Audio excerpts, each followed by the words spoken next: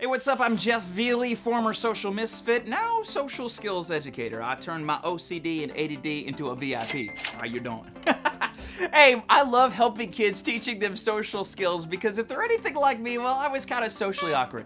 I was that kid who didn't fit in, that had all sorts of learning disabilities, had the IEP, the 504 plan. Some of you are like, I don't even know what that is. There's a reason, because I'm a little crazy. Well, I had to learn how to fit in with others. I had to learn how to make friends, how to manage enemies, and how to be comfortable in my own skin. I used magic, I used music to try to connect with the kids around me, and I eventually learned how to deal with that. But hey, if kids are uncomfortable in their own skin and then they don't know how to handle things, like they don't know how to feel, how to handle things socially with others and emotionally on the inside, it can be very difficult to get through school. It can be very difficult to get through life. So I would love to partner with you in teaching kids how they can be stronger on the inside so they can be more confident on the outside.